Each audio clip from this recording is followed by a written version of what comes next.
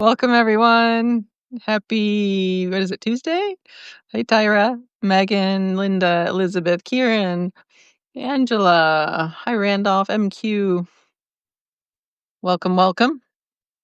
Today, we have Doc Smith with us and a medical Qi Gong Q&A. We're going to ask him it's to me, you're way beyond medical qigong. So people could probably ask you a lot of different health questions, and you would have answers, is my guess. But Doc is a certified medical qigong practitioner and holistic body practitioner, trained at the Santa Barbara Body Institute. He's been in practice. Oh, say it again. Body therapist. Body Therapy Institute. That's right. Body Therapy Institute in Santa Barbara. Great. And you've been 10 years practicing in Santa Barbara. And I have been so helped by Doc's medicine ball work and the weight on the head. I do my long walks with weighted head, 11, 12 pounds. And I'm feeling better in multiple ways. I have better posture. I have better relaxation in my face. My hip is better, all kinds of stuff. So he's a font of knowledge. And I can't wait to get started. So Doc's going to take it away, but I have a couple announcements first. Tomorrow, because we had such a good Q&A on the fears yesterday, I want to do another fear Q&A tomorrow. So what are your deepest, darkest fears? What are the things you're so afraid of? Let's unpack them together. We might do also a meditation and exploration there, but bring your fears to the table. Tomorrow is noon Pacific. That's Wednesday.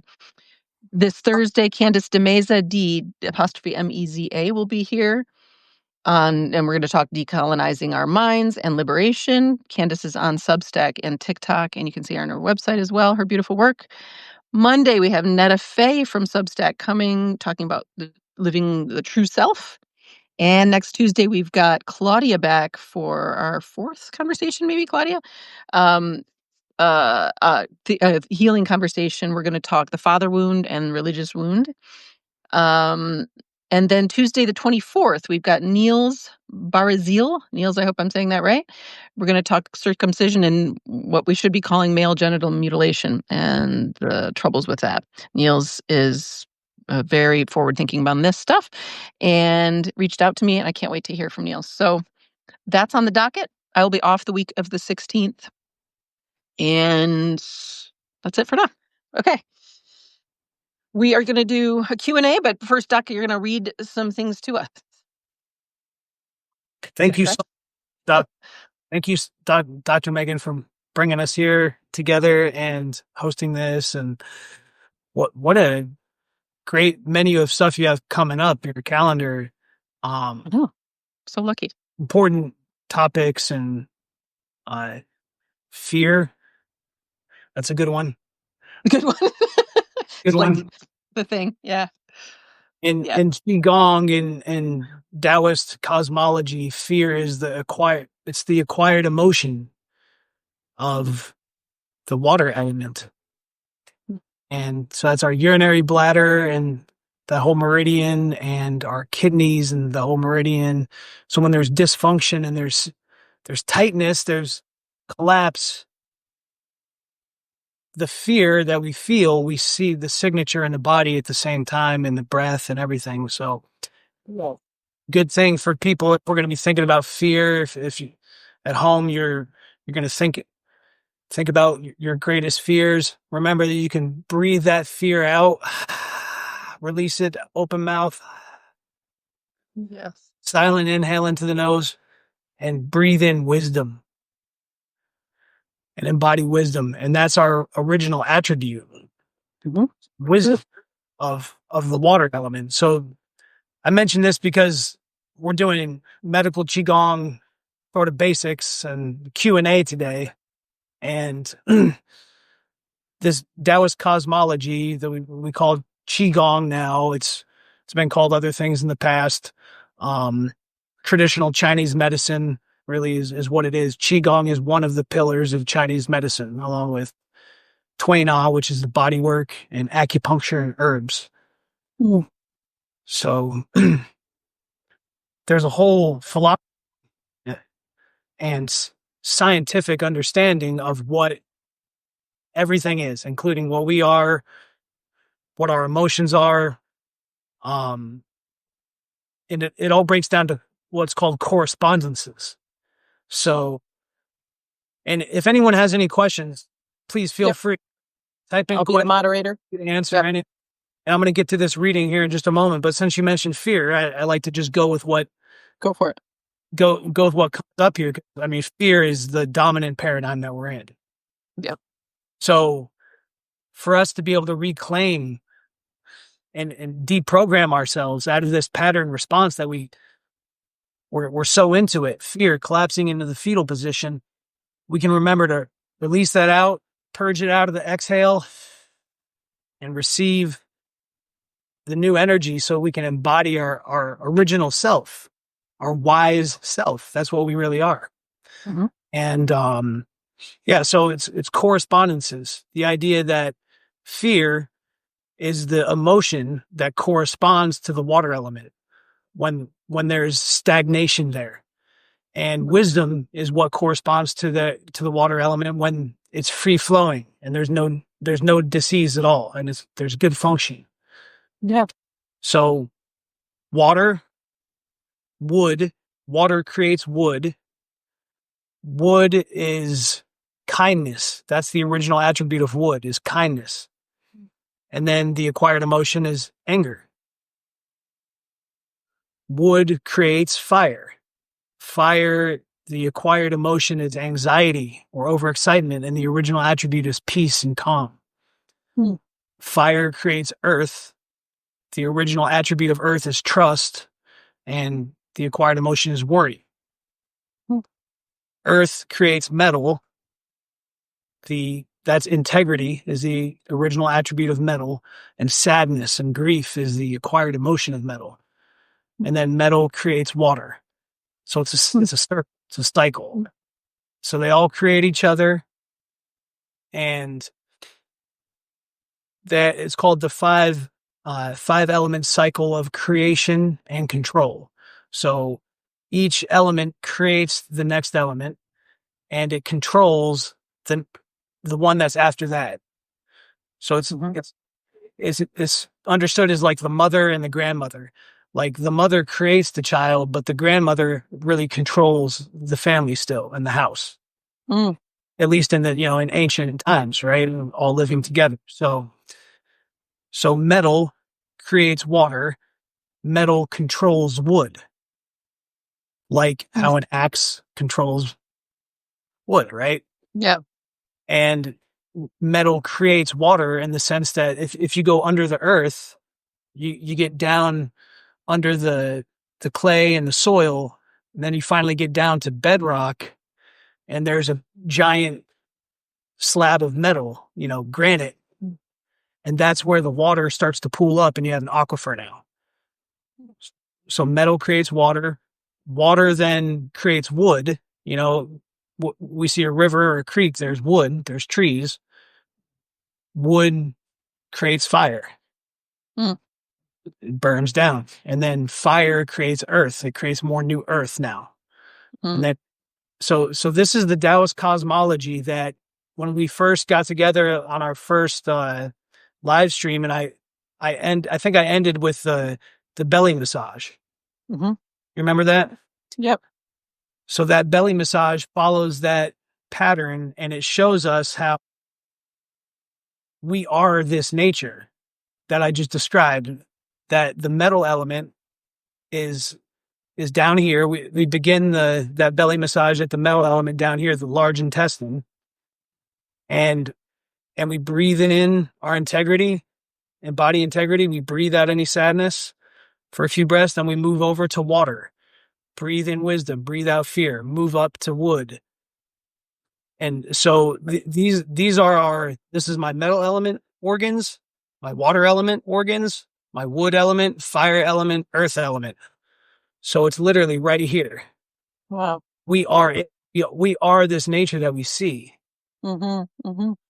So that's what Qi Gong is based in, is this framework, this cosmology of understanding that we are nature. We came out of Earth. We didn't get dropped here or created here from somewhere else and sent here. We came out of this. Yeah, so it's a really cool cosmology, philosophy, and all that. That's underneath all of this, and it defines health and disease in a very basic way that sort of translates to every symptom, and it really helps make sense of every symptom, basically. Uh-huh. That every symptom is a manifest. It's the evidence that there's some kind of dysfunction, stagnation, lack of free movement, right? So, currently my arm, all the blood is flowing freely through it and there's nothing stuck. But if I just go like this and bend my elbow and ball up my fist, now I'm starting to affect that flow. Mm-hmm. If I, have a traumatic wound and I'm bleeding arterially now, well, now that flow is not moving at all, right? Mm-hmm. So this is the nature of all disease symptoms is stuckness, stagnation, dysfunction. And what Qi Gong is about, what medical Qi Gong is about, is understanding how to use this information and this awareness in a medical sense to actually prevent and treat symptoms. In other words, addressing the underlying energetic condition that a person has, right? That's the foundational thing that's going on with the person. Is there's a physical aspect, spiritual, mental, emotional, all these different aspects, but really underlying it, we can call it energetic. There's an energetic aspect where we either have the energy of stuckness and tightness or the energy of relaxation and centered flow, right? So that's what medical qigong is about. It's the practitioner helps the patient to understand the nature of their stuckness, and this might involve relating things like, okay, you're telling me that you're feeling frustrated, and you're also telling me that you're drinking a little bit too much, and looking at your posture. Let's look at your posture, how your feet, you're doing the duck feet, or all these things go together as one thing where it's the liver energy. For whatever reason, our liver organ is it's being dysfunctional. And we can try to find the causal, what's the cause, but we don't do that in qigong. There's no like trying to figure out what's the cause of this. Analysis. Mm-hmm. It's just, this is what's happening, and this is what needs to happen to have different correspondences. Mm-hmm. Mm-hmm. So if a patient comes in, they're frustrated. You're frustrated right now. Let's breathe that out together. Let's breathe out and release 100% of that frustration out of the open mouth, feeling the lips relax, the tongue relax, all of it, and release that frustration. And now let's slowly breathe in the nose and feel ourselves embodying kindness for ourselves and for others. And then breathe out again, any frustrations that we're feeling. And we can refine this. We can imagine a deep forest green color coming in. Imagine a deep forest green on the breath in as we're expanding in all directions, embodying kindness. And now on the breath out, like a slimy toxic green going out. Mm-hmm. Releasing any frustration that's left. Mm-hmm. So this is how, that's just one example of medical qigong practice, right? That you can take and use that with anybody, and if you learn the 5 elements and which emotions are the acquired emotions and which are the original attributes, that helps people immensely. and none of these are my ideas. So everyone, please feel free to steal. There's no ownership over any of these. This all goes back 5,000 plus years, and so I wanted to, it's funny. I could just talk forever about this stuff. Thank you for being patient with me. No problem. I'm getting comments that it's like alchemy. Tyra says, yes, we are not outside of nature. It's not something to visit. It's everywhere and inside. Yeah. Beautiful. Beautiful. So who said that, by the way? Tyra. Tyra? Tyra Perone. Yep. Tyra, thank you. Thank you. That's beautiful.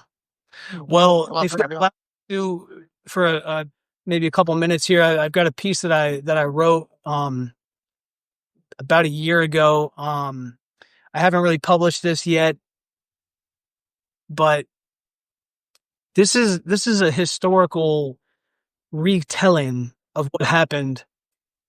And this is going to be very random, apropos of everything we talked about so far. Just the quick 101 on me. I actually got my bachelor's degree in history, so I've always loved reading about history and stuff. So I got my bachelor's in history, but I spent the last 20 years in healthcare. I was a medic in the Army for almost 10 years, and then the last 10 years doing medical Qi Gong. And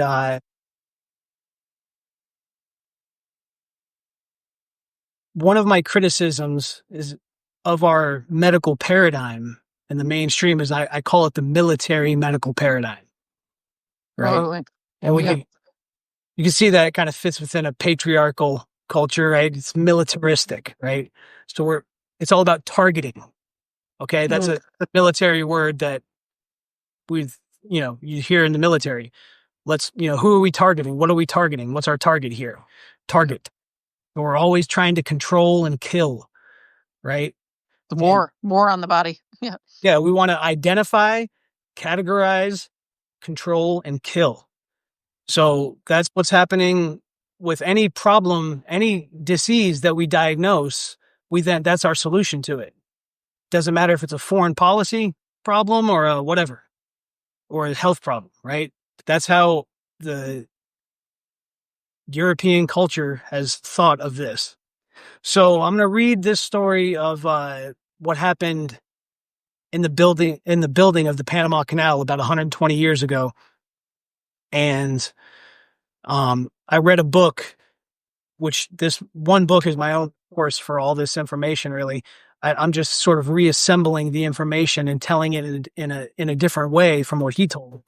But the book is called Panama Fever. And basically in the book, he presents this idea that they were building this Panama Canal and they were having all these mosquitoes carrying diseases and killing people. And thankfully, they developed a vaccine. And if it wasn't for that, I'm already suspicious. if it wasn't for that, then it would have never gotten built. Okay, so I'm going to go ahead and read this, and then we'll talk about this. We can talk about this stuff from the perspective of medical Qigong and how a medical Qigong practitioner would have treated this situation. Can you hear that plane that's flying up there? I live right by Goleta Airport. Or Santa Barbara. Yeah, we can, but it's fine. We can hear you over it. Okay. Okay, here we go. Imagine thousands of famished contract laborers from Barbados on a 10-day boat ride to Panama. They eat zero food along the way, and the throngs of people must remain on deck night and day, despite sweltering heat and no shade. They arrive to find a giant mound of pure cane sugar waiting for them at the wharf in giant bags, and they climb over each other, grabbing handfuls of sugar to finally eat something after 10 days. Then they are taken from the wharf to their barracks at gunpoint and treated more like slaves than hired help for the 2 years of their contract, if they survive. There's no running water. Potable water must be purchased. All of the waterways are polluted with sewage and industrial waste. hard liquor is less expensive than drinking water. So they drank alcohol mostly instead because they only earn $1 per day. They toil 10 hours per day, hard labor, 6 days per week, in some of the worst conditions that one can imagine. 3 meals per day are offered for 10 cents each and consist of bread, and bread. On rare occasions, meat was served, but it was mostly inedible with maggots writhing in it. They had no means to wash or dry their sopping wet and dirty clothes, and often put on outfits that were already soaked in the morning for their day of labor in the torrential rains again. Initially, the West Indian labor pool was sought out because, in theory, these folks would be more adapted to the environment and immune to the mosquitoes, etc. But for some reason, over the decade or so that the USA was in charge, over 6,000 of these people died, and only 300 Americans. Doesn't seem like it's an infectious disease. The public health effort to eradicate the infectious diseases which were reducing the labor pool, began in the late 1800s. In 1905, after Teddy Roosevelt, for some reason, decided to support one doctor's idea to focus on eradicating a particular mosquito, despite all the other leaders involved with the Panama Canal considering the doctor's ideas to be crazy, a great fumigation campaign was begun to rid the isthmus of the supposed pathogen behind yellow fever. Starting in July 1905, all dwellings were fumigated, and that is only the beginning of the operation. They cut out huge swaths of flora and poured a thin coat of oil on top of all the waterways to remove breeding grounds, and sent specially trained public health doctors from Panama around to convince everyone that this operation was necessary.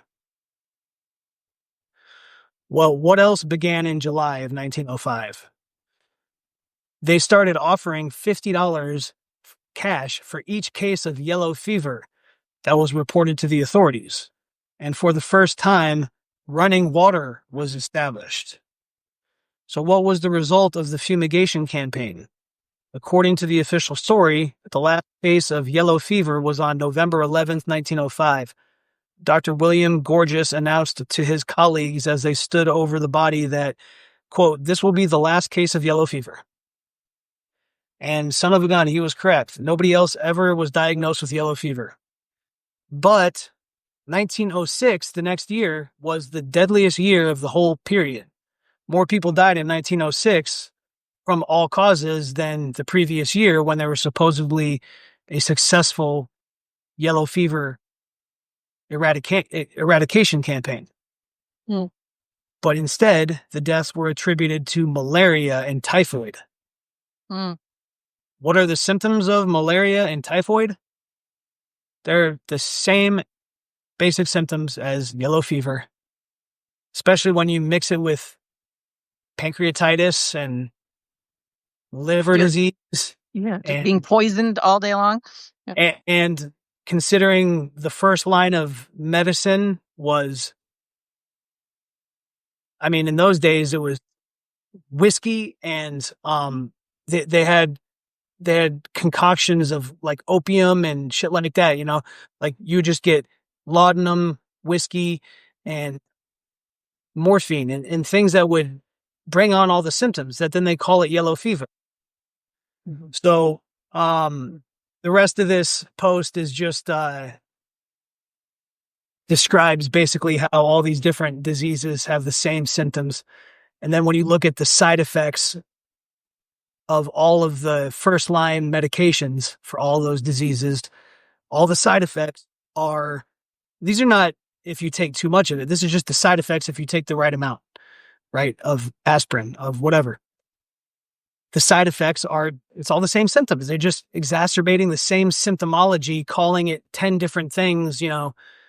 And this is what we've lived through. This is literally what we've lived through. And we still know. In 2020, was the big coup de grace to inculcate this militaristic mindset of targeting, right? Control, categorize, kill, single it out, blame it for everything. Yep. That's the one thing right there that caused all my problems from every single problem that I have. And it has nothing to do with the waterways are completely polluted. All I have to drink is water with slime in it or alcohol and literally just bread to eat. And the fear, let's go back to the fear. And they were being, they're being walked around at gunpoint Absolutely. Absolutely. Yep. right. So Just talk about no flow. There's, their body's just seized up all day long. exactly. So if we think about, fear, the fetal position, curling up, I mean, exactly. We're not going to be flowing and free in that position. Right. So once people can be put into fear like that, it's such a mechanism of control. And in our like magic trick, that's actually science. It's the real science. It seems like magic to us because we're so inverted, but it's the real science of being human. They can try all that stuff they want to, but they can't make me be in fear. I can breathe that right out and go, Not buying it. Right in and go, boom, wisdom. Send the crown of the head right up. And it's like, no, you're going to have to literally kill me to mess with me. Like, and then guess what? Now you're a murderer. Now you're going to have to go deal with that karma. I'm with you. I'm with you 100%. No fear here. No, you're not going to. We have the keys to deprogram too within us. So yeah, I mean, I just wanted to read that because I thought that could kind of just give us a good stark contrast of what medical Qi Gong is, like, based on what it is totally not. Like,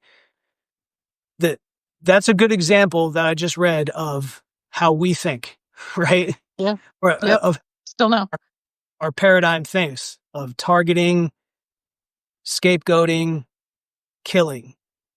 And Taoist cosmology, Qi Gong, and all that, it's so different. It's, there is no cause of anything. There's no thing causing anything else. No. It's all just where would you split it off? Yeah. Yes. Yeah. Right. I mean, because it implies a breaking point of the flow. There isn't one. There you go. When things arise together, right? Day and night come together. It's part of the same reality. It's So yeah. Are there any questions? I know we've got some good. Seen some. It's in there. Some beautiful comments. Yes. Brilliant and common sense. Thank you. So sad. Yet voices are speaking out. No fear. What I don't understand is why when we take medicine to cure a symptom, we then need to take at least 5 others to cure the results of the other medicine. Yeah. Well, that's the secondary scam. Yeah. That's medicine is a false paradigm. And when we talk about medical Qi Gong, I don't really like the word medical, and I'm not a huge fan of Qi Gong, the words either, because that's a newer thing, Qi Gong. It actually came since the whole communist revolution. They rebranded Dao Yin practice as Qi Gong. So Qi Gong means energy exercise or energy work. And what? Thank you, PLR. So are you familiar with what happened in China in the 20th century and the Cultural Revolution and what happened there with basically anybody who had the old ways, they were literally, killed or ostracized out of the family and all that. So that's how Wall Street and their government puppets around the world took China and turned it into, their factory workers, right? That's what their goal was. Hey, we have this culture of people living in, these very basic villages with nature, and they don't want to buy anything from us. And and they're not materialistic. We need to change this whole situation. Yep. So they gave Mao everything he ever wanted, every tank and bomb he ever wanted, and he hated Mao Zedong grew up hating his family, hating his father, being ashamed of his backwards farmer family, thinking that that's how he thought. So he was given everything he needed to try to wipe that out, literally.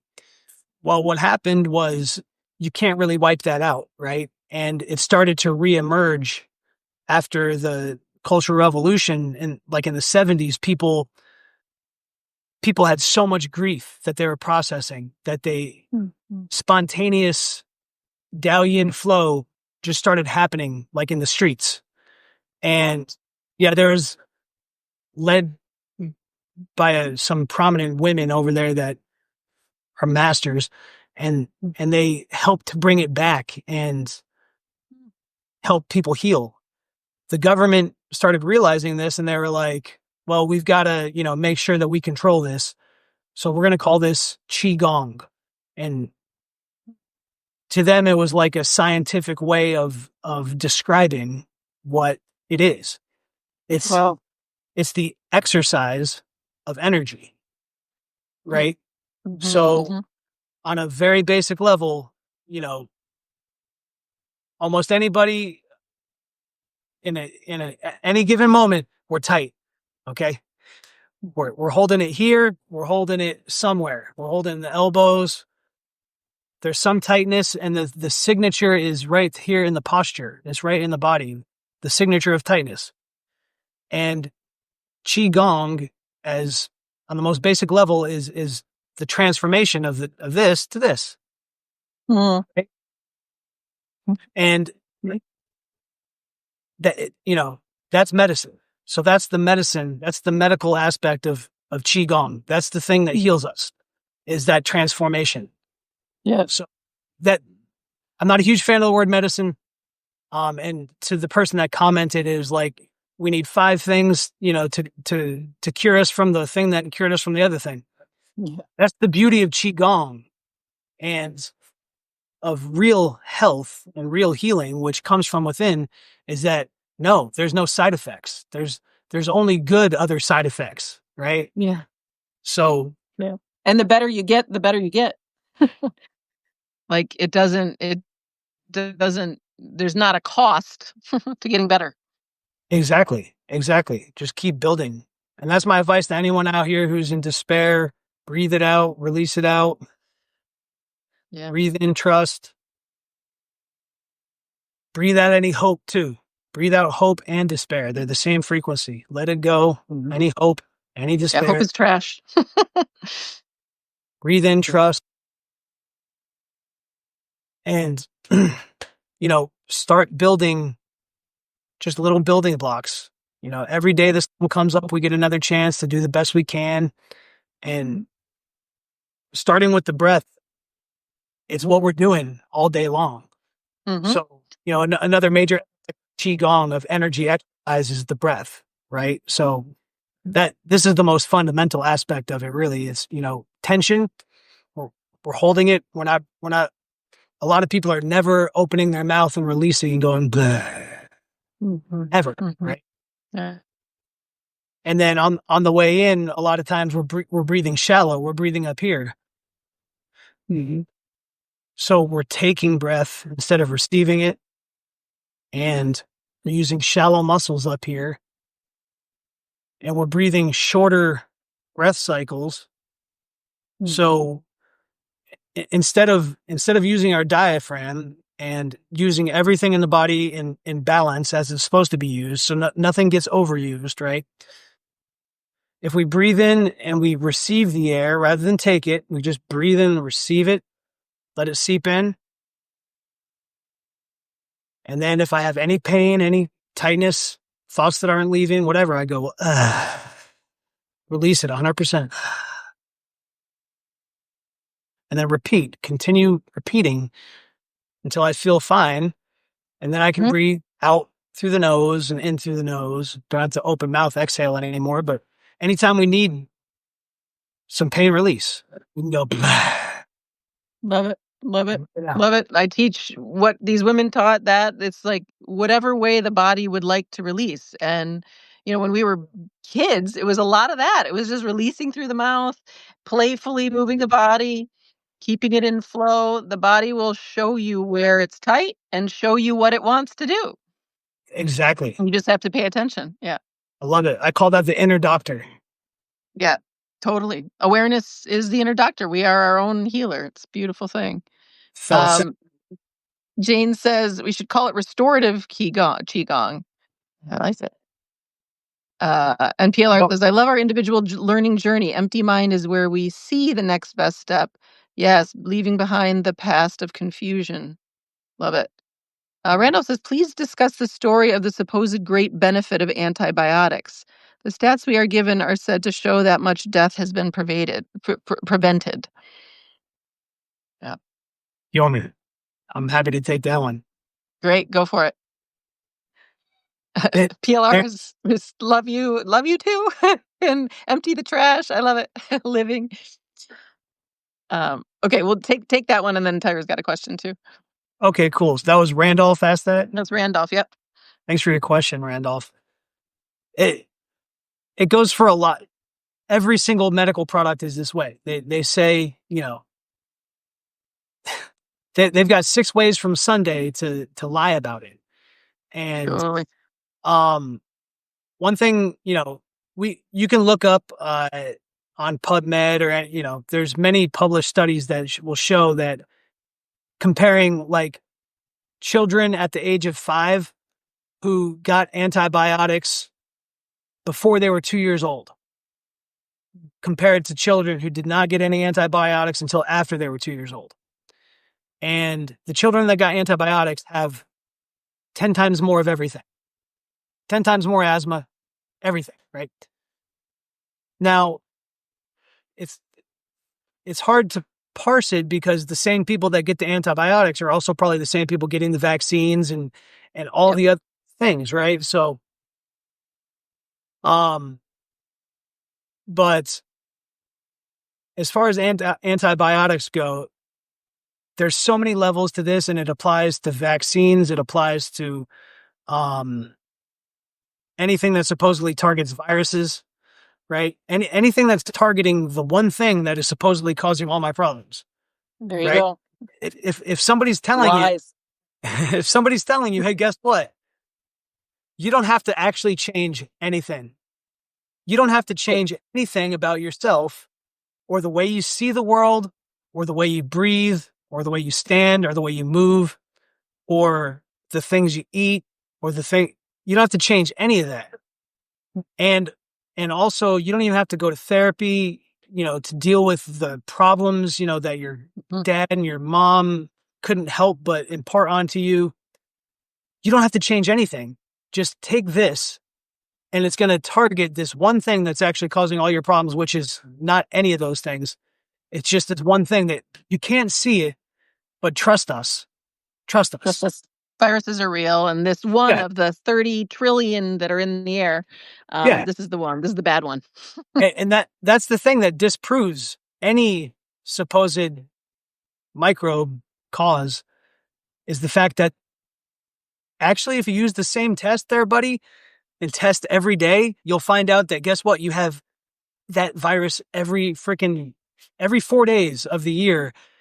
A fourth of the time you test positive for that virus, and it means nothing at all. It has nothing to do at all with you being sick or well. No, It's no. like The guy that created the PCR test said it was never, ever, ever meant to be used in this way. I read his book. It sounds like you and I have stumbled on some of the same awakenings since 2020. Yeah, for sure, for sure. And I worked in integrative health, so I worked with Chinese medicine practitioners and stuff. So Oh, that's cool. yeah, I got a good dose of 5 element theory and all the good stuff. So yeah, Okay, cool. yeah.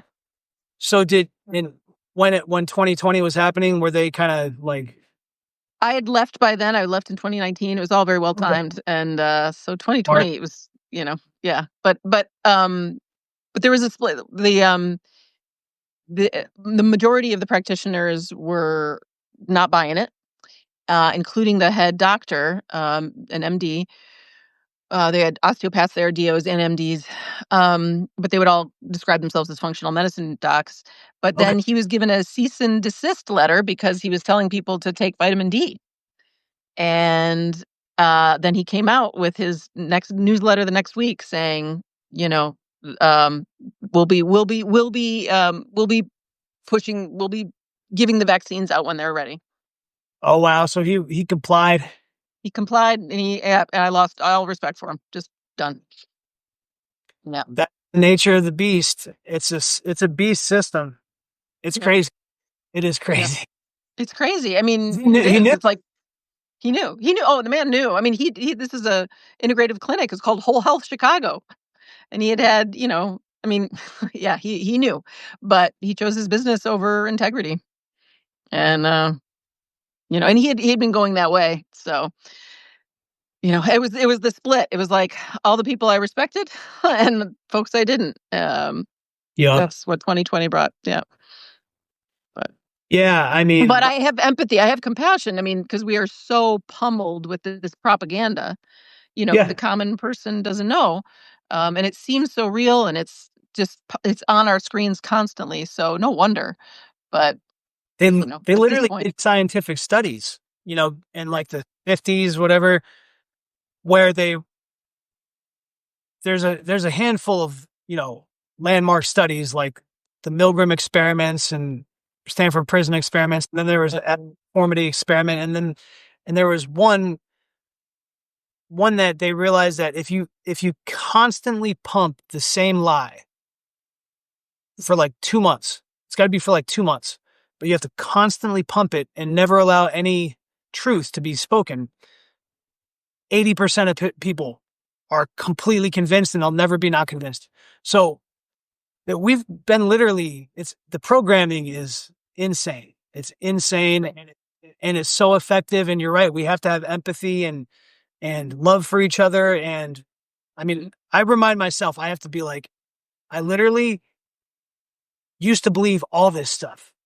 yeah, You know what I mean? totally. Me too. So I, Yep. I was Yep. completely with all of it. Yep. I remember giving the anthrax vaccine and reporting to the commander, like, we're at 94% compliance on the anthrax vaccine, sir. And, like, it was my job to give it and make sure it was compliant and all that stuff. And I was all into it. Yep. Yep. And Yep. so I've taken the anthrax vaccine, for anybody out there who's like, oh God, the vaccines are going to kill me or hurt me. This, Yep. we're getting the double lie. Have you heard of the, what do they call it? The thesis, antithesis, and synthesis. Yes. The Hegelian dialectic is Right. The dialectics. right.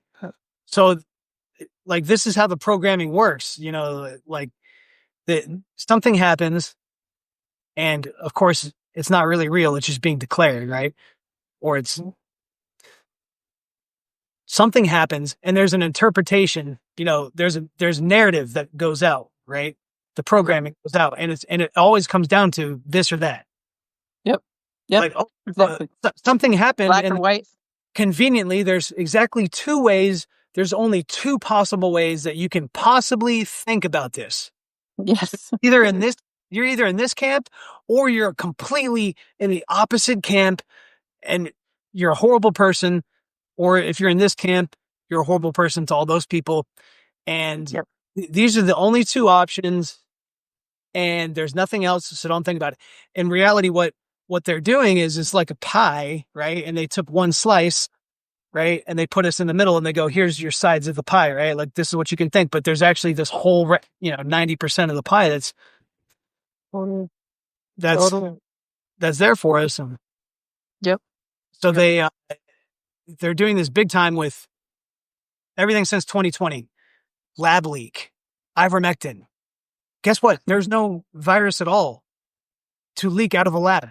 There's no out of the ordinary anything happening. Nope.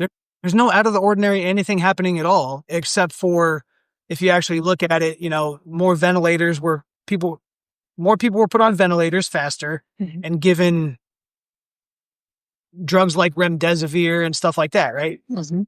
Like that's what really happened. Mhm. So there's no lab leak versus a wet market. Those are the Mhm. only two options. Yes. No, no, the reality is actually this whole other sphere of perception that is being not shown to us. The reality is that there is no COVID. There is no disease that we're sharing like as if we all have the same disease. No, every single person at every single moment is one of one Yes. Yes. Yes. unique condition that has ever happened. That's it. And, Yes. Yes. and it's not caused by any one thing. It's caused by countless, many different factors. And the only question is, do we want to be healthy or do we want to stay this way? Yes. If we Beautiful. want to be healthy, then we just go,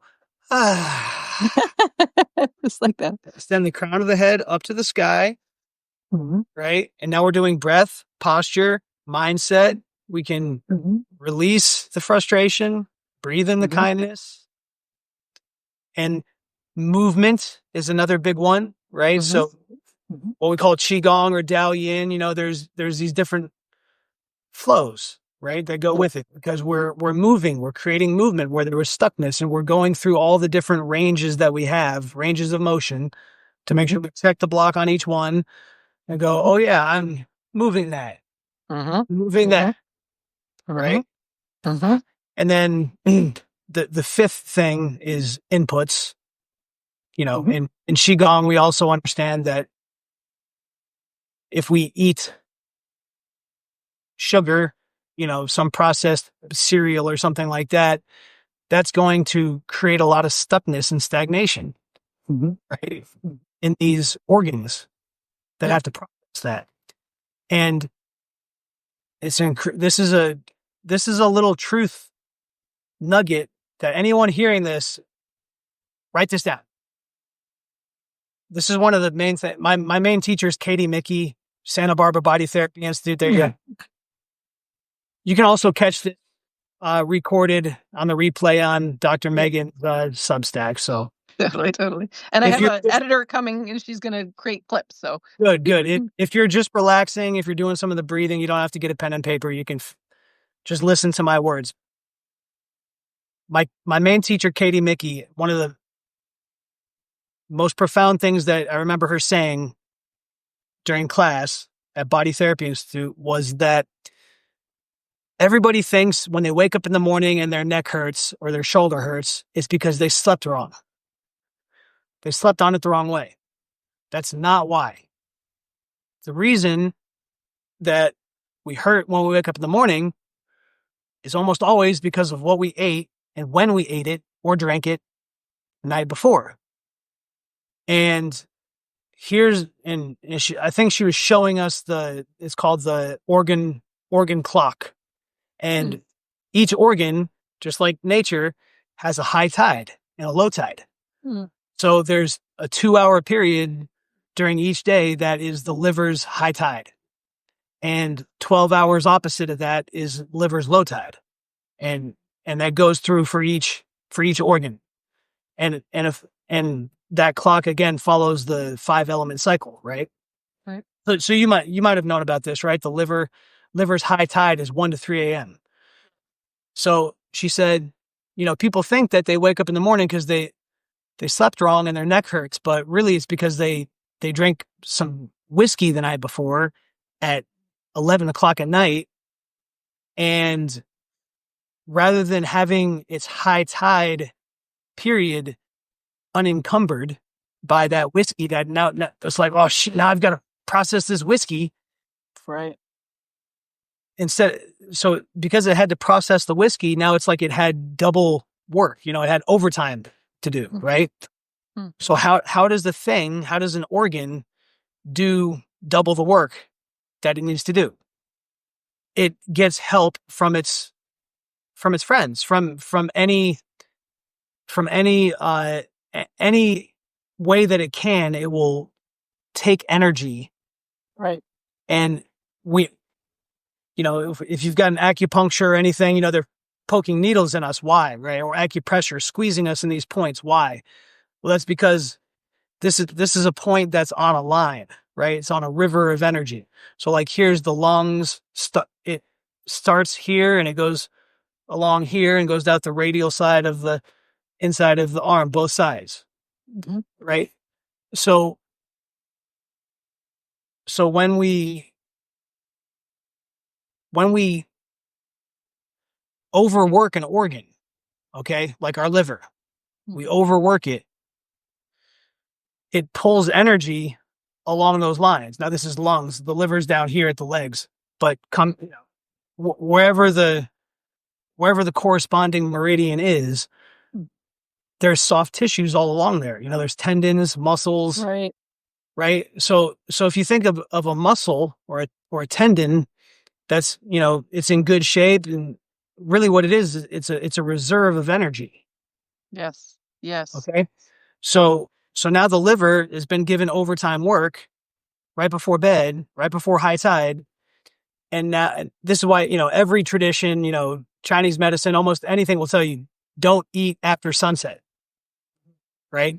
Because our organs have high tide coming up. We need to give them nothing else to do, right?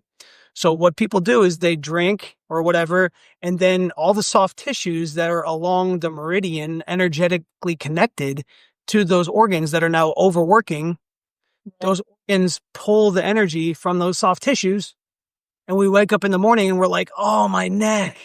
Right. Gosh, Right? I never have had that laid out. That's so true. Yeah, get it. It's Yes. profound. It's Profound. profound.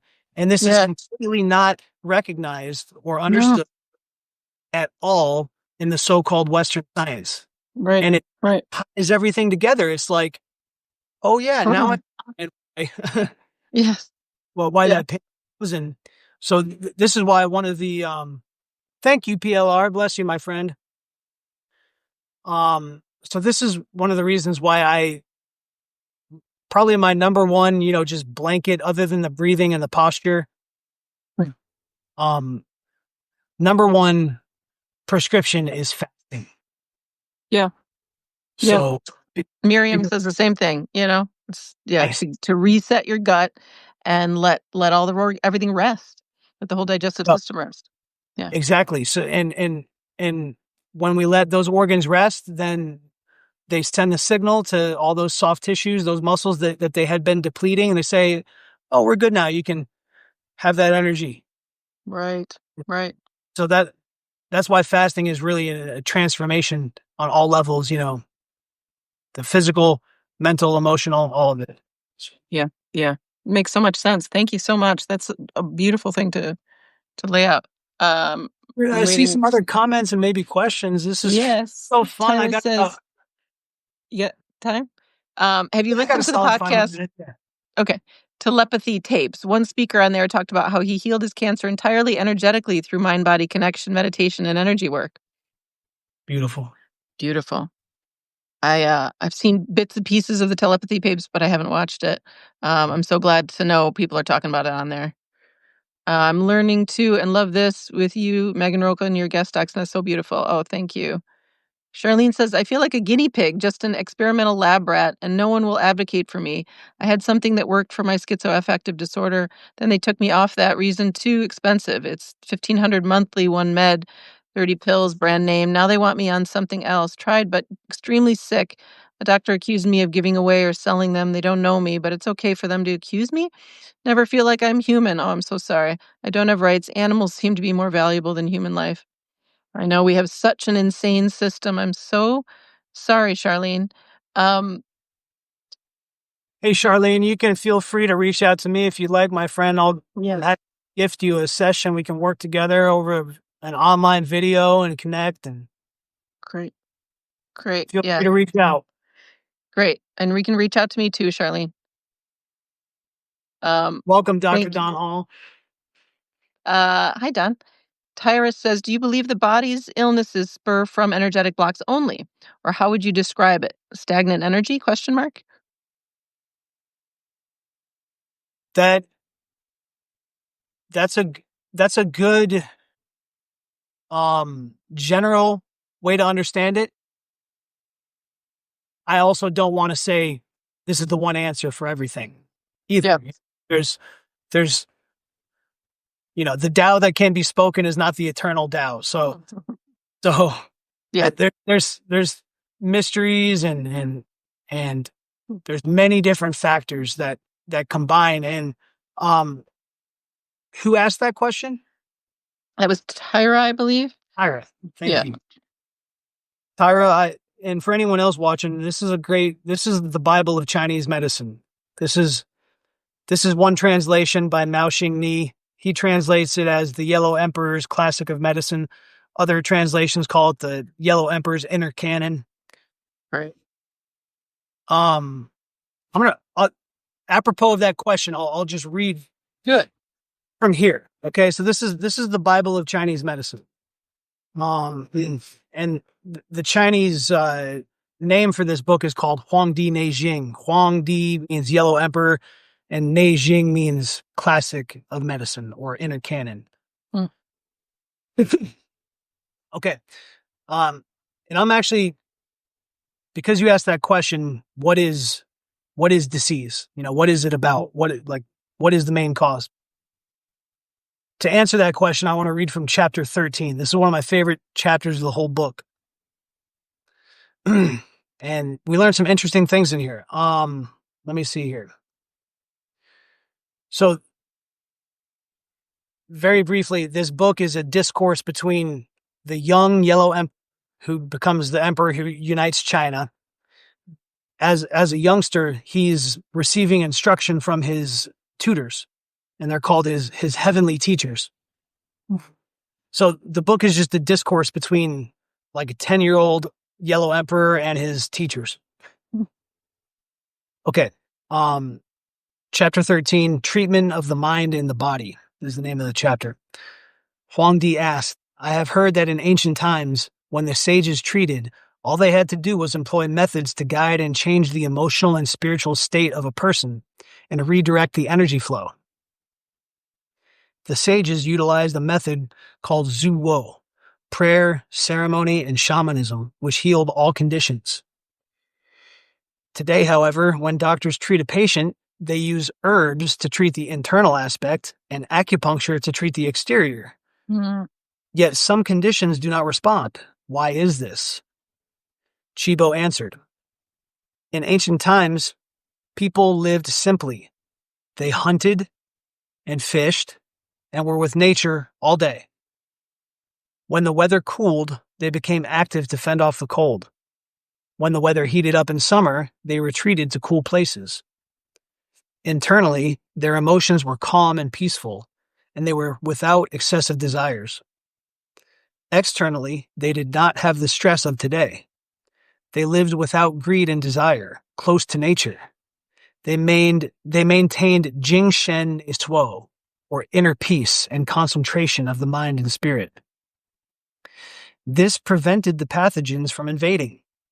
Therefore, they did not need herbs to treat their internal state, nor did they need acupuncture to treat the exterior. When they did contract disease, they simply guided properly the emotions and spirit and redirected the energy flow using the method of Zhu Wo to heal the condition. Mm. Mm. I could continue on. This is such an amazing book, but this is, we want to know what's the cause, what's the main reason, what's the one thing. There is no one thing, except if there is one thing, what I have been saying is that the one thing that's the cause of our symptoms and our disease, the one thing is our lack of this culture, of the practice, of this understanding and, not just daily, but all the time, really, creating a new normal of, oh yeah, I'm holding on to energy. Yeah. I'm Being holding in flow. Mm-hmm. right. I've got this emotion that I call it I call it my anxiety, right? And my fist balls up and my elbows bent and it's just my anxiety. I'm identified with it. Mm-hmm. Right. It's your breathing is shallow. You're taking, not receiving your breath. You're never letting it go. You're not expanding your posture. You're not releasing the anxiety and then breathing in calm and embodying calm intentionally. But all we have to do is just give the knowledge, and little children love this stuff. And they go, oh, I'm breathing in my wisdom, breathing Yeah. out here, and they love it. Right. And Yeah. then, Sure. so to answer, Tyra's question, I think the main cause of our problems is that we don't have a practice. Typically, people don't have a practice, and a lot of times we have practices that are almost worse, right? Hmm. Like, Yeah. I mean, Completely dehumanized practices. yeah, I mean, like going to the gym and like doing stuff like stuff that's actually just making us more tight and more tense in the patterns that we already have. So, And making us into an image, not really listening to the body, not listening to the right, flow, not listening to what you want to actually eat, not listening to how you right, want to actually move. right. Yeah. Yeah. So, so yeah, I think for Tyra, for anyone who's wondering, if what is the main cause of symptoms and diseases and illnesses that humans have, the main cause is so many things that we can't even begin to name one. There's 10,000 factors coming together, mainly breathing, posture, mindset, movement, and inputs, and really the lack of a practice is what sums it up, because Hmm. we have a practice of breathing in a healthy way, posture in a healthy way, mindset, movement, and inputs. Hmm.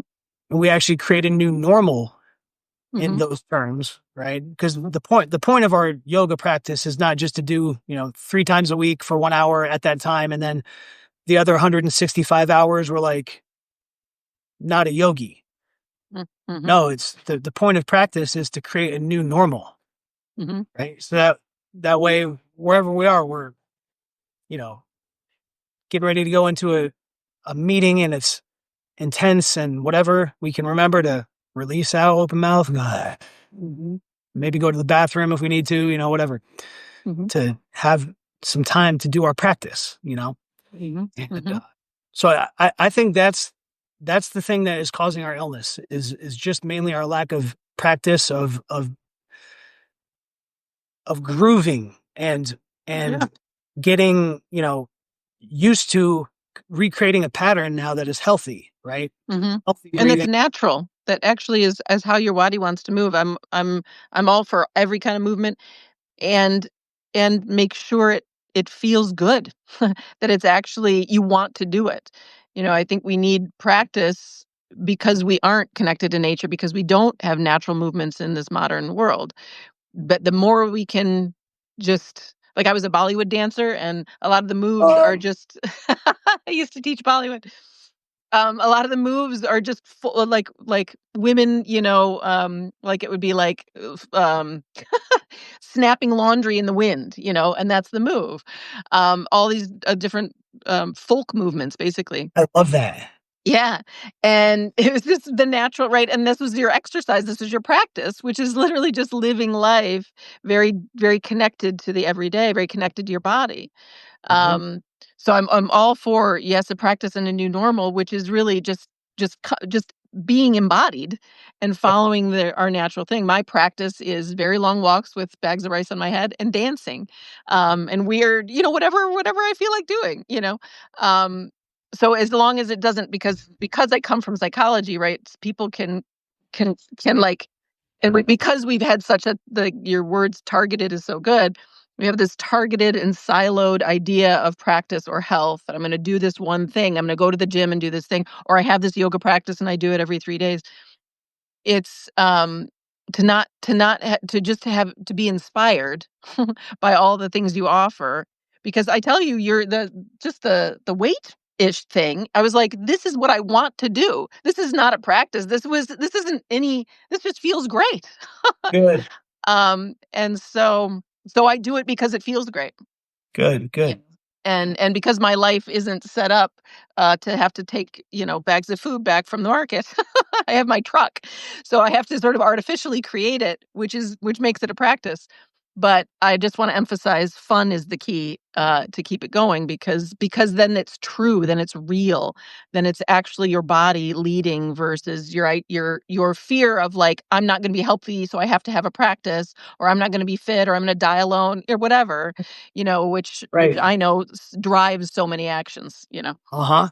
And then we end up and we have that fear, which Yes, is this fetal position collapse. And yes. then we go and do our practice. And even if we're doing yoga, people are doing core crunches and yoga. Yes, yes, they come out more stiff and more. Yeah, So, totally. so you're exactly right. It's, harmony and balance truly coming into ourselves, being embodied. That Yes. that's what I mean. The difference in embodiment. And I'm glad you mentioned this Jing Palace method because Mhm. Get my ball. out of everything I've done so far and everything I found, this is the number one way. I mean, it's just the Great. most simple, most repeatable, most enjoyable, like you said, like most effective, most transformational on all the levels. Is this right here? But the difference in embodiment between being actually aligned properly right here and being, what is this? Is this fear?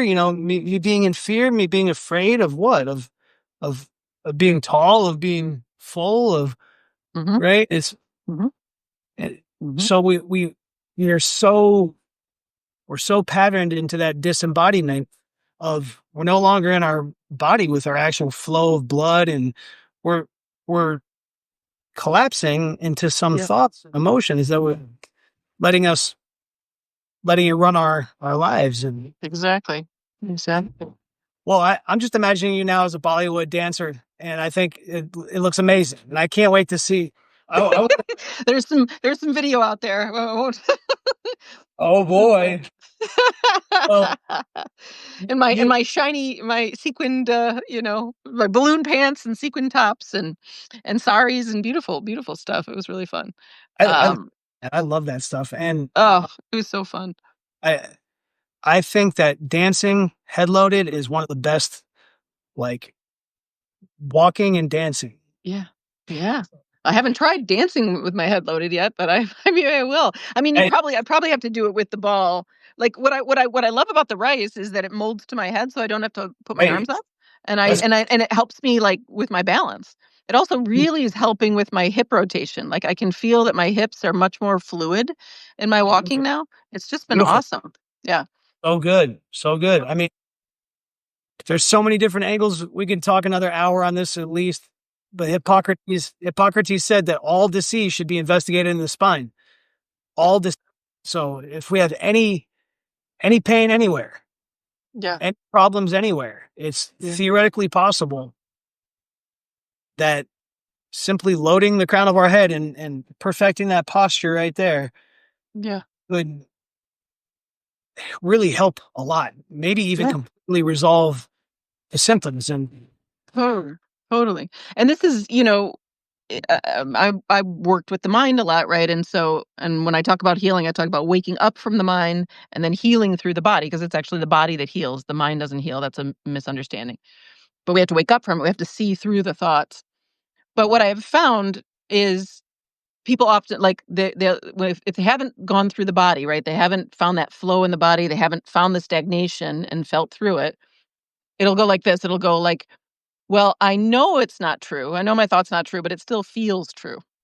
And so the feeling seems to confirm the thought. It's like, well, but probably it's still true because it feels true. But mhm, when they have improved their posture or are letting themselves dance or do, like Randolph calls it, cuddling with those wounds inside, and the energy is then naturally released, whether right, through the breath or through dance or just sitting and releasing it, then it's like the thought might come, but it doesn't feel true and it just moves through. beautiful. It's just like a signal that moves through. It doesn't get stuck in the body where it was stored. I love that. I love Yeah. that.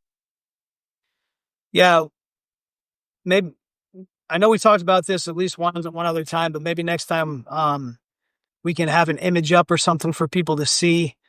But Sure. that what did you call it, the Taurus field? Taurus field. Yeah. right? Yeah, it's in the other room. Yeah, the Taurus Or field. Exactly. or Tyra, right, asked about Yeah. what and what is illness, and Yeah. in the Taoist cosmology, it's that Taurus field flowing freely is health, and Totally. and any blockage of any of that energy is disease. And I think I might have described this last, maybe the first one, but there's that concept of a seed of trauma, right? That we experience something and it goes into our field of our being as a seed. And if we don't remove that seed, then it starts to take roots and it starts to grow. And the more it grows in our field of our being, our energetic fields, Yes. then the more it grows, the more energy, the more light it's blocking from coming out, right? Yes. Mm-hmm. Because the light comes from the inside out. So, um, yeah, it's all correspondences, right? So we don't see people, you know, um, out, like doing yoga or doing, riding their bicycle or whatever they're doing. They're outside, they're moving, they're usually not frowning, right? Mm-hmm. So, moving, dancing, right? It goes along with feeling good, and it Mm-hmm. goes along with health. So, Yeah. so that Taurus field, that is representing, free flow and free movement in all Yes. from the Yes. center, out. Yep. And so I think, however that means to whoever's listening to this, whatever that means to you, to create a movement, Mm-hmm. that's Mm-hmm. that is what health is. Totally. And it's so helpful to know that we are a Taurus field. We are an energetic field.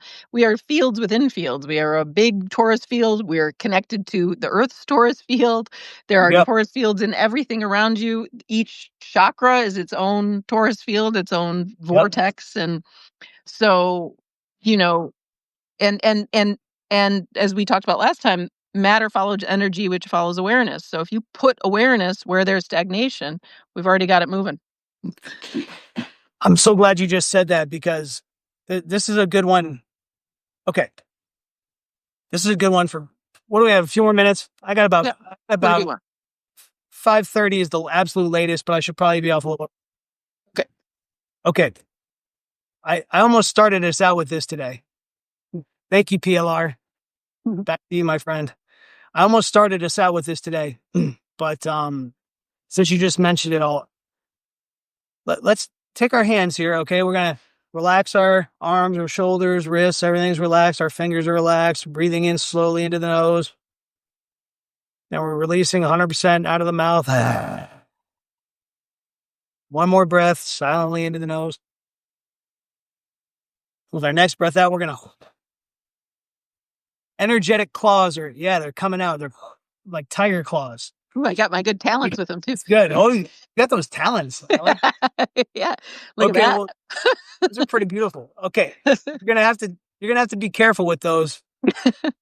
But we're just gonna go in here, like right in here like this. We're just gonna dredge, like we're going that. deep energetically. We're dredging, and I'm gonna pull, and then I'm gonna go.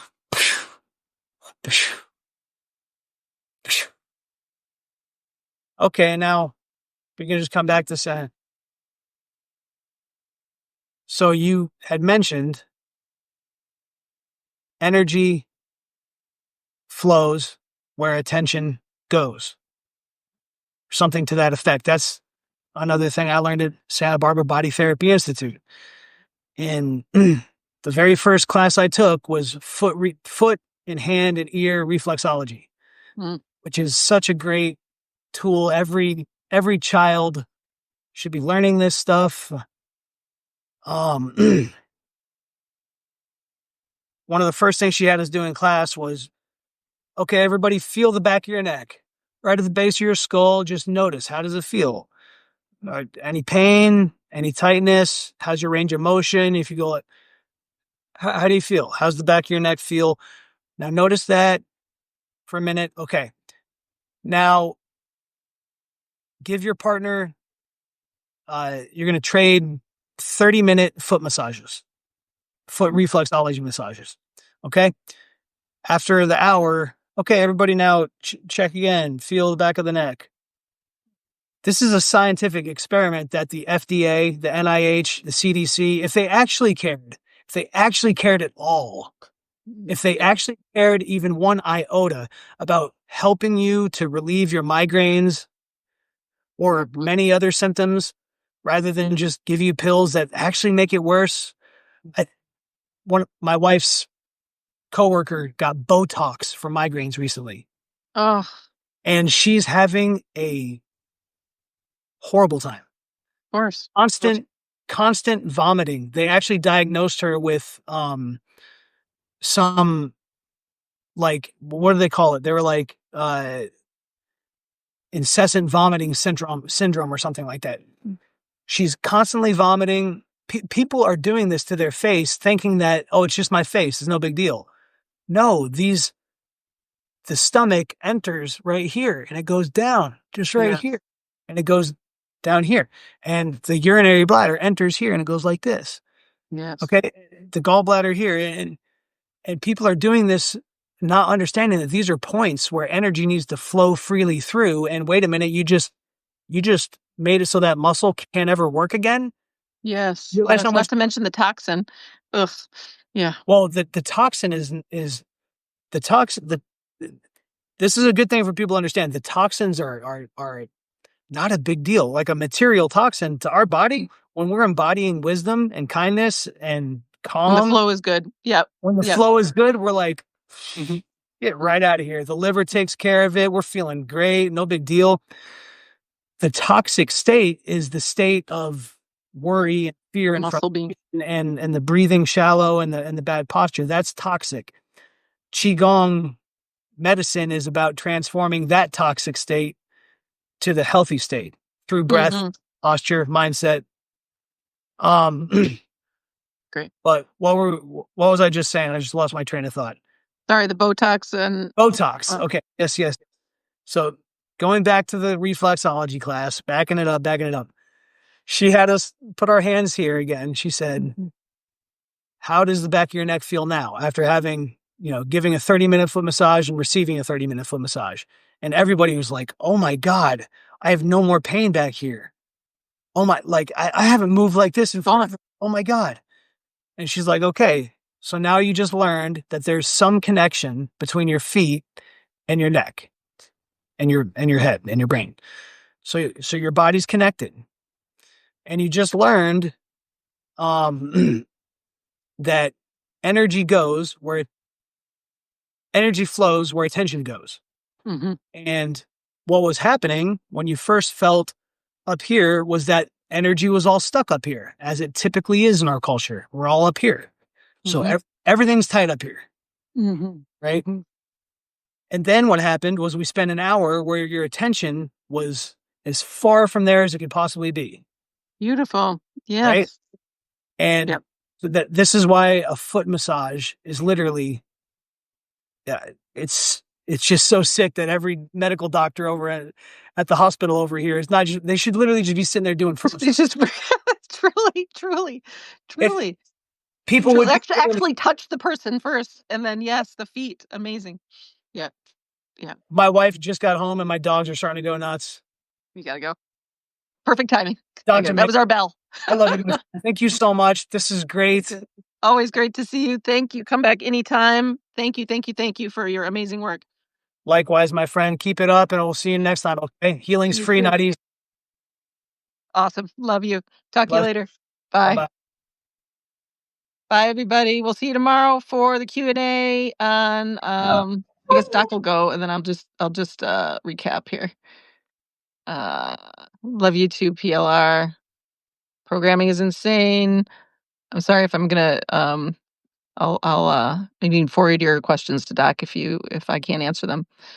Functional Doctors Clinic would not write mandate exemptions under their threat from the state medical board. I know, exactly. Vitamin D does help. Is the serum worse if people cave in? Maybe those that they love are being threatened. Sometimes people make wrong choices. I know. I happen to know this doctor, and he was he was protecting his business. Nobody was threatened, for sure. Uh, we love the conversation too. I know, isn't it so fun? Is the body's organs all tied into the same cycle of high and low tides? I don't know. That's a good question for Doc. Um, I think overnight, I think it's like 2 12-hour cycles, and that yeah, there's a point of low tide and the high tide, and it's at night that it's high tide where they're repairing, basically, and which is essentially what Miriam says too, that at night, we really want everything to rest so that it can the cells can be rebuilt and all of that. Wait, what do you mean by high tide for our organs when they reset? Yeah, it's the reset time. This is a real question since beginning, sorry we missed these, of pandemic in spring 2020. I've been masking with an N95 in social situations like shopping. 2 or 3 colds lasting a week or so every year, but since wearing masks, no colds, which to me seems a correlation strongly suggesting the mask is preventing something. Help me think about this better. Um, it would be hard to say, Randolph. I don't know.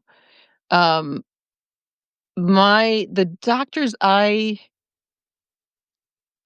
listened to about the whole virus thing and masks and everything, um, would say that the masks don't do much, and that the environment, the garden of viruses and bacteria and all of it is actually we actually want to breathe as much of it as possible, um, because we are nature, and so we don't actually want to block it out. It actually increases our immunity. However, um, there's something to be said for wearing it, and actually what psychologically that can do too. Um, And it's true, people carry all kinds of stuff, and if you are compromised, right, like, if you're a little compromised, if you've been in the truck all day, um, and there's something to be said for how much of the new garden you integrate at a time. So, that's what I mean, actually it came from Zach Bush, where it's the amount. So, there's something to be said for if you wanna, I mean, again, this is not my area, but, uh, that if you intuitively just know, "I just wanna have a mask on today." Great, do it, absolutely. Um, that's I would just go with whatever your intuition is. And in general, we shouldn't be scared of breathing in anything, because I as Zach described, literally in our air, there's like 10 to the 36 or something viruses just in the air, also in the soil, also in the water. So it's not like it isn't like you're not actually gonna be able to block this stuff. Um, but there's but but we're constantly integrating and constantly, like our garden of our especially our gut, right, is recalibrating all the time, and giving ourselves a little more space and a little less to calibrate, especially if you're changing environments constantly. It makes sense to me that you might wanna wear a mask, and I'm glad to hear it helped. But this is, again, not quite my domain here. Charlene says, "Okay, you talk about how the body's organs are affected by the intake of food or drink, but what about practices like exercise or reading or watching TV?" Um, here's my response. It's always gonna be about whether, and Charlene, you're gonna love all the radio hours. Um, there's just a lot to help you and support you in my meditations and stuff. You're gonna ground you in the body. And then what we're really talking about, and Doc has just such a great job of reflecting it, right? Reminding us of the practice that our body wants to do, because we are all so profoundly disembodied just in this culture. Is it true? Is it what you, pure awareness, which is the immortal awareness looking at me right now, and when that you, the immortal you, is deeply inside your own body, first of all, everything's gonna flow better, And then you're going to hear, do I want to be sitting right now? Do I actually want to be watching a program? Or am I a little restless? Or am I thirsty? Or am I hungry? Do I want the salad? Do I want something warm? Everything is going to start to, your body shows you what she wants. So it all goes back to embodiment, and all my um, meditations and explorations and the healing hour will help you find that. I know, super info right, Don? Thanks everybody for coming. Hi, NetFA. Can physical trauma to body parts requiring surgery leave lasting issues for the meridian the body part is on? Oh, that's a good question. Um, Again, feel free to reach out to Doc. He's very responsive on Substack. Um, I had, um, I've had two. So yes, it can disrupt it, but we are this never-ending current of energy, and the body is constantly being replenished. Um, so for instance, we have a new pancreas every day. So for instance, and I have like I've had two different acupuncturists. The first acupuncturist I ever had, I showed her my fingers. I have these sort of strange fingers where I have like divots in some of my cuticles because I had warts when I was a kid and I had to get surgery. And they're right on these acupoints. And I've learned a fair amount of energy healing and stuff where we do tapping or rubbing of acupoints. And there's this one where we're tapping these acupoints. And so this one acupuncturist said, "Oh, that's the real problem. You have scar tissue there. That means that you get blocked there." Um, but the acupuncturist I really liked, who seemed much wiser and was in practice a lot more, said it's no problem at all. That the meridian line adjusts and always finds a way in the same way that like water always finds a way to the ocean. So it's not actually an issue. Um, it's the stagnation thing. So when the wart was on there, it was probably much more stagnant, and actually to clear them, it gave a path for them to go down. Interestingly, my warts were on the meridian lines, and I'm sure that they had everything to do um, with the emotional, vibration of whatever ones they were on. I don't know if it's the stomach line or whatever it is. Um, but anyway, so it's sort of yes and no temporarily, but the body is so incredibly replenishing that I wouldn't worry about it. And I've heard that from acupuncturists um, advice. Energetic blockages manifest in every layer of our metaphysical anatomy, top down, bottom up, 100%. Yes, thank you, Ayana. Isn't that true? Sounds like the practice of Reiki. Yep, Reiki is just energy healing, right? It's all energy healing. Um, Emotion, the word emotion is energy in motion. Emotional and physical healing is the same thing. It's just moving blocked energy. It's that stagnant energy. Um, and it's all goes back to the body. So even any emotional storylines, they are stored in the body. That's where the stagnation is. But the body, of course, is this field. So it's all energetic stuckness and energetic release.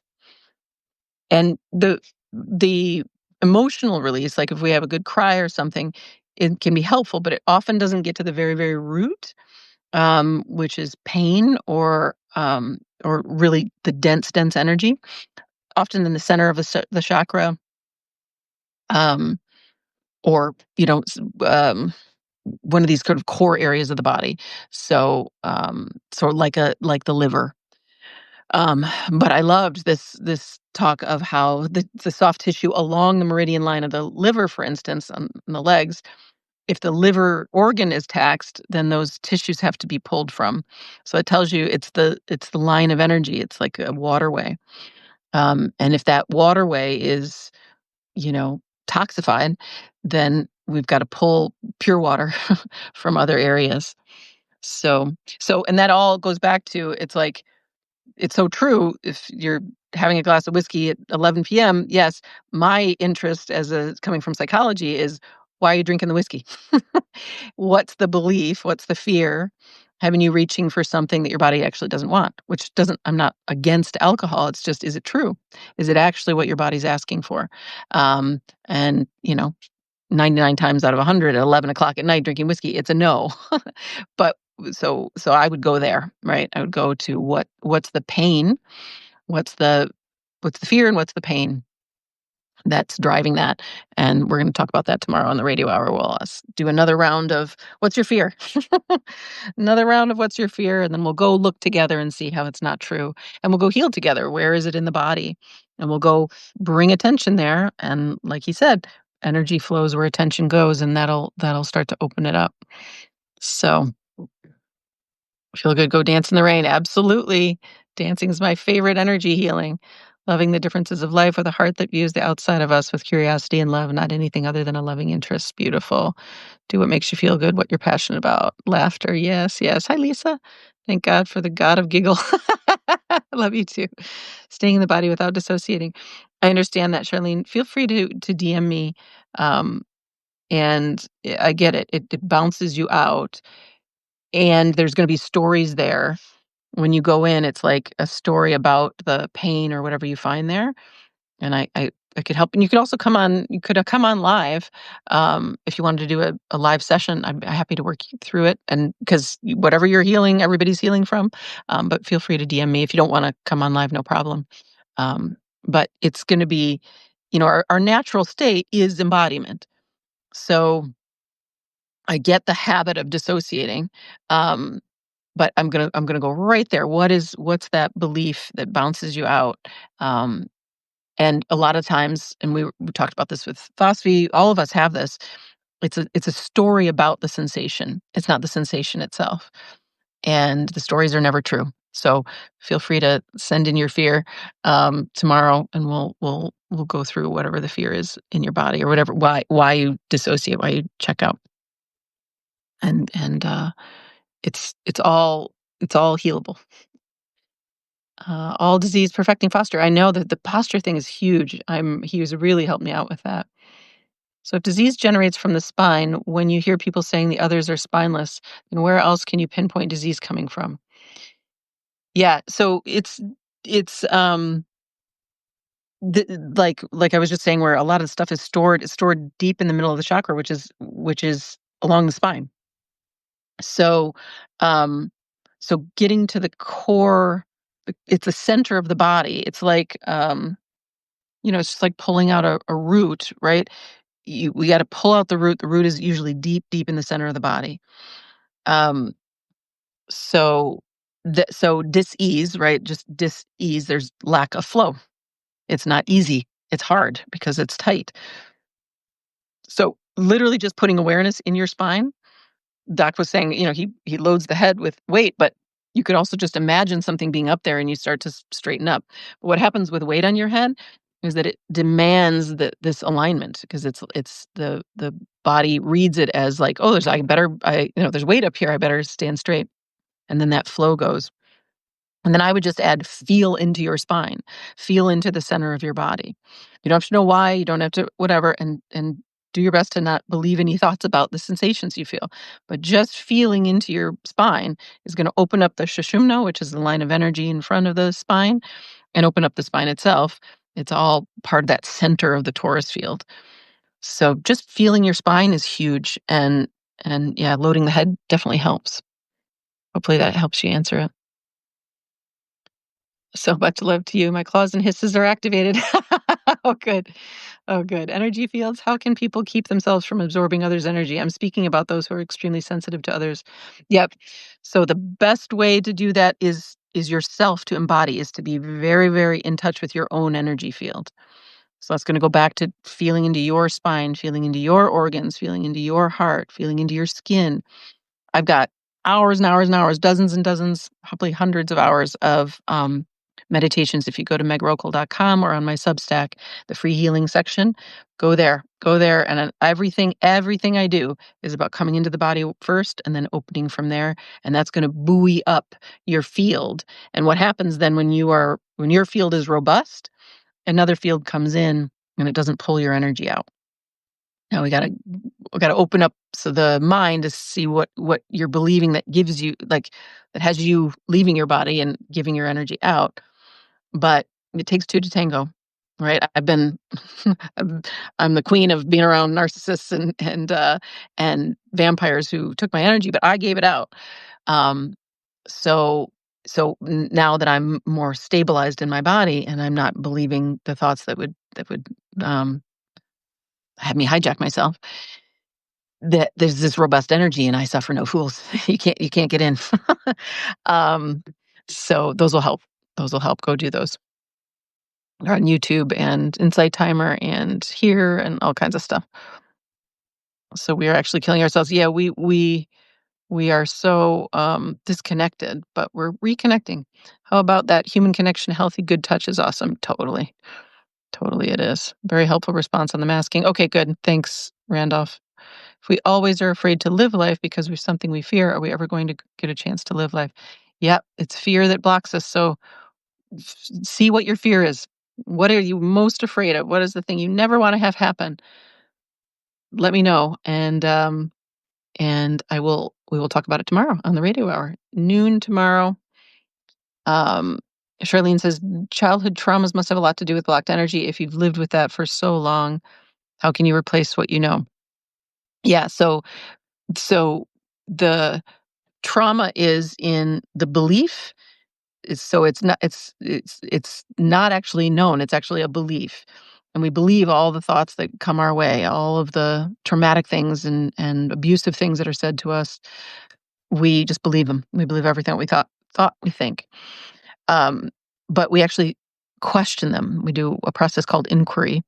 If you look up Byron Katie, thework.com, she's got good inquiry, but it's really simple. Can I absolutely know that that's true? This thing that I think I know.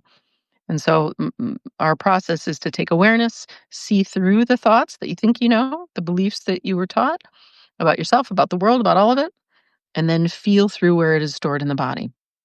That's the waking up and healing process. It's basically the same process. Um, Open the mind, open the body. And it's all healable. It doesn't matter how traumatized you've been. It doesn't matter how harmed you've been. It doesn't make the thoughts any more true. It doesn't make your beliefs about yourself any more true. And we are this open field. We can heal. Doc has healed unbelievable amounts of physical pain by himself, just by opening his spine. Right? It's still this opening process. And I have worked with people with all kinds of childhood trauma, and we're healed. Like we're there. so um, so so feel free to check out my stuff, Charlene. And there's a lot of support there. And DM me if you wanna have a session on online. All right, y'all. Thank you so much. What a vibrant conversation. Thank you, Doc. I see you came back in. And awesome. We'll be back tomorrow for the Q&A on your fears. I'm going to show you how your fears aren't real. And Thursday we've got Candace DeMeza here. Next week, Netta Faye will be here Monday. Claudia will be here to talk the father wound and the religious wound on Tuesday. And Niels Barazil will be here on the 24th to talk male genital mutilation and how we must stop circumcision immediately. So, lots on the docket. And if you are a healer and you want to come on and talk healing and share your good work, DM me. If you are somebody who wants to come on for a free session and work through your own stuff you're struggling with, DM me. And that's it. I'll see you tomorrow. I'll be off the week of the 16th. I will still be active on Substack, but I just won't be here for the radio hour. But yeah, that's it for now. All right. Love y'all. Thank you for coming, and we'll see you soon. Bye.